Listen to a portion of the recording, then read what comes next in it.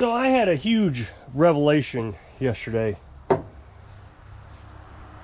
So, as you know, I've talked extensively about this Facebook group that I'm in, that they always talk about they got this customer piece of equipment, and then they ask some basic questions like, it won't start, what should I do? You know, I mean, there's some things that they really should know how to do. So I've gotten on this channel and I've complained to them. And the thing is you always get these people who defend the guy who's asking the question.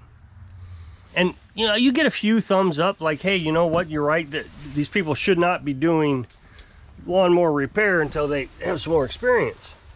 But most of them, you know, you get the comments, are defending the guy. Well, where else is he supposed to learn this kind of stuff? Well, I don't care how he learns, but he shouldn't be learning on customer equipment. And then I've told you about this YouTuber that I sporadically watch. And he charges $40 an hour, and he doesn't know some of the basic stuff. He did a weed eater, changed out the carburetor, and turned out that the cylinder walls were scored. The piston was scored. So he went ahead and still charged the customer $35 for the carburetor that it didn't do anything. And he gets on his YouTube channel and tells everybody, you know, what's wrong, and then he expects the audience to tell him how to fix it. So I have expressed my frustration with that. But as hopefully you know, I try to do a really professional job repairing these lawnmowers. Now sometimes it's just near impossible. You can't get parts. The mower is just so old that it's not worth fixing. You know, the customers say, hey, let's take a shortcut on this. But all in all, there is a lot of legal things you got to think about too. For example, safety switches. The seat switch, the brake switch, the blower engagement switch, those are all safety switches. And if you are working on a mower and you disconnect one of those for a customer, that customer can sue you if they get hurt. It's illegal. Now, it's my understanding if they've disconnected the seat switch, you're not obligated to put it back on. It was already like that. That's on them. Or if you sell a mower, all the safety switches have to work. Even if you are just a homeowner wanting to sell an old mower that you have, if you've disconnected one of those switches, I guess you could be held responsible if the next buyer buys it without the safety switch and they get hurt. So, I mean, you know, you got to think about that kind of stuff. However, I know that a lot of homeowners will disconnect those switches. I had a mower come in this last year, and it was a zero turn, and so you got to have both handles all the way out in order to start it, and both of those safety switches have to be engaged. That's a brake, and of course you got the seat switch. Well, he already had the seat switch disconnected, no big deal. But whatever the problem was, I don't remember exactly. It was the left handle's safety switch wasn't functioning. So I was going to replace it and fix it and do the whole thing, but then I realized he's already bypassed the right handle safety switch. So that means all these safety switches are now not working. You know, two of them are disengaged and the third one's broke.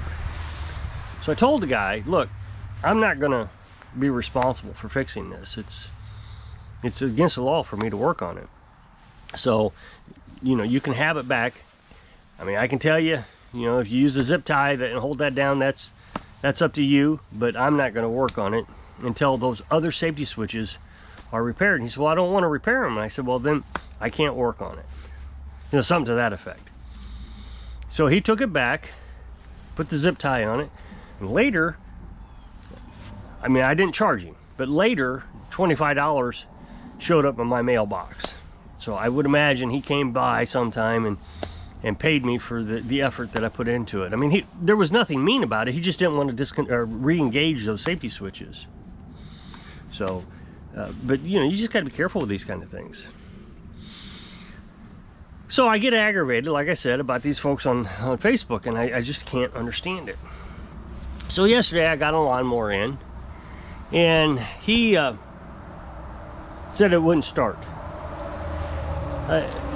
Okay, we'll bring it on over. So he brings it over, and then he explains to me that he's had it worked on before, and some guy who's in prison worked on it.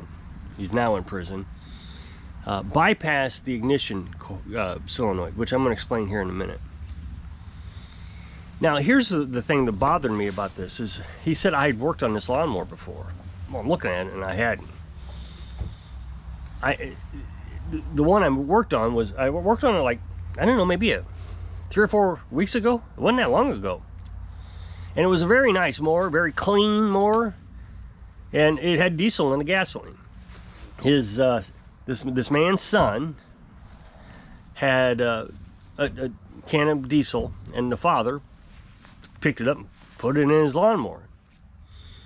So no big deal. Flushed out the gas tank. I had to put a new carburetor on, but that's what happened. Was the gas and the diesel disintegrated the needle valve, and so it was leaking. Well, the man who had that mower also gave his brother a Cub Cadet. So it was a Cub Cadet and a Cub Cadet, but they were completely different mowers. The one the father had, let's call him the father. We'll call him the father. The one the father had was a 42 inch. The one the brother had was a 50 inch. So, you know, I'm already scratching my head. So I bring it down here and I check the battery, and the battery is dead. Now, he said he charged the battery, but it had a dead cell in it. So it was at 7.3 volts or something. So I put a new battery in it, and it still wouldn't start. So I looked at his solenoid. So what this guy did, now remember, he got paid to do this, to fix this lawnmower. What the guy did, I'll explain how a solenoid works here real quick. This is a solenoid. It's an ignition solenoid. Now, some starters have a solenoid attached to the side of it, but a lot of these Briggs & Stratton motors and Kohler motors, well, no, Briggs & Stratton, and have this separate starting solenoid. So what it is you put your battery terminal, so the positive terminal comes from your battery to here, and this one goes to your starter. So then you have a wire. This is to ground, so let's not worry about that. Then you have a wire that comes from your starting switch, you know, your key switch, to here. And so what that does is it sends an electrical current to this when you turn your key, and there's a magnet in here that closes a switch right here. And you can hear it click when it closes. When it does that, it allows electricity to come from the battery to the starter. Well, you can bypass this if you're wanting to test to see if this is bad. If what you would do is you take a screwdriver and you you just bypass the switch. And if it turns over, then you know that this is bad. So instead of this guy fixing the actual problem, he took this thing, which is a hose clamp, and he put it here. Somehow it's all bent up now because I had to get it off. Let's see, he put it kind of like here. So underneath the screw,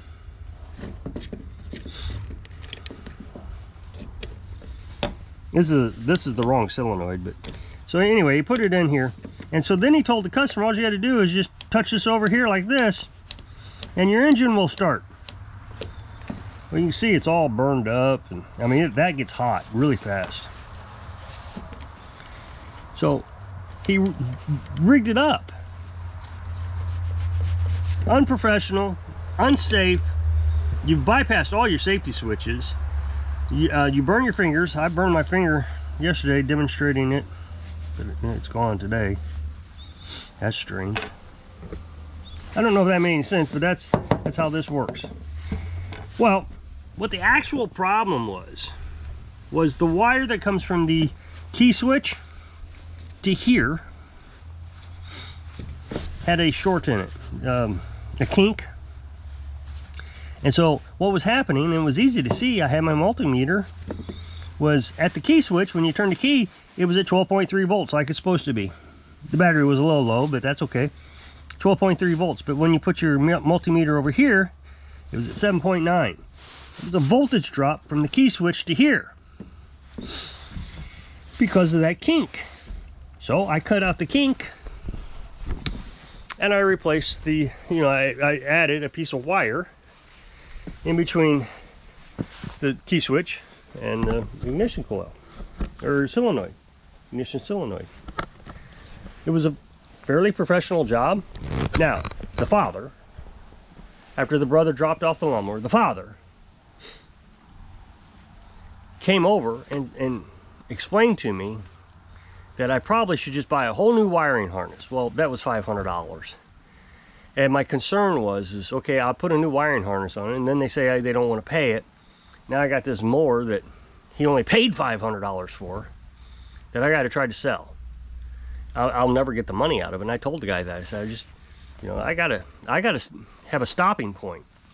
Not only am I working on equipment that has been rigged and dangerous, that I got to try to make safe.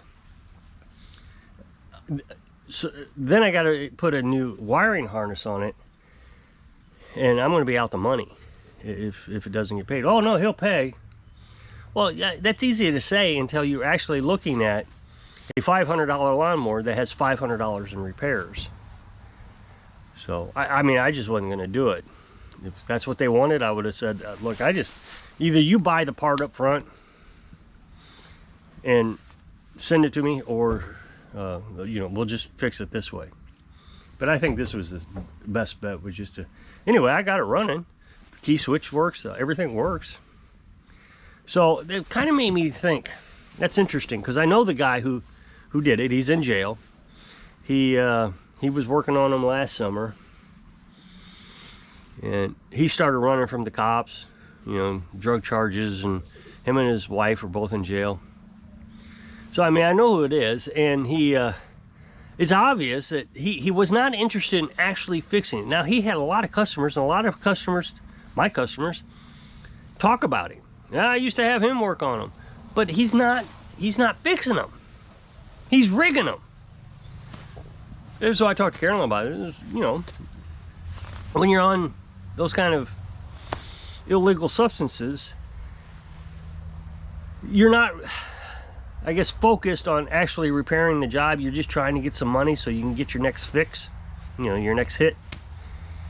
And I suppose that's what he was doing. He'd just run all over and just rig things up. And, I'm just not going to do it. I'm going to do it professionally. And I don't feel like I charge a lot of money. I think I do a good job. So maybe this will help me in my mindset that I'm doing a quality job, and the customers are going to appreciate what I'm doing. Even if I can't do it right every time because of some circumstance. The other day I worked on a lawnmower and needed a new carburetor, and the carburetor was $450. It was just outrageously expensive for the OEM carburetor. So we talked, got an aftermarket carburetor for it, which, I mean, it just wasn't worth it. So got the aftermarket, and it surges really bad. Is that what it does? No, that's not what it does. It pops really bad. It's getting too much fuel when it's cold. A lot. And it's miserable sounding. But as soon as you turn the mower deck on, that noise goes away. As soon as the engine warms up and starts burning that fuel more effectively, more efficiently, that noise goes away. But until then, it pops really bad. And I told the guy, I said, we can go and get the $450 carburetor, and we won't have that problem. No, that's okay. So, those kind of things is what made me worry that people are going to be concerned about the professional job that I'm doing. Am I doing a professional enough job?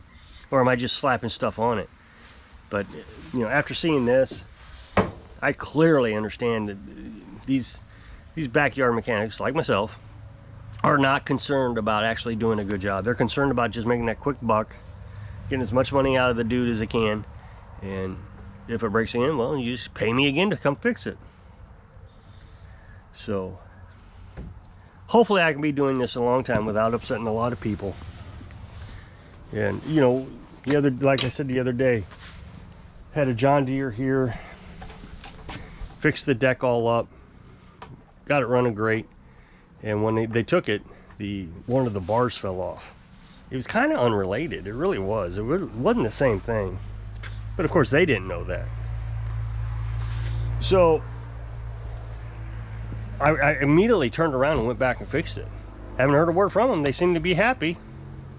So anyway, I'm feeling a little bit better. So if you'll click this up next box to take to a video where I'm working on something on my other channel, I really appreciate it. Go check it out. So I hope I can inspire you to keep doing a good job so you can live your dreams. Thanks for watching.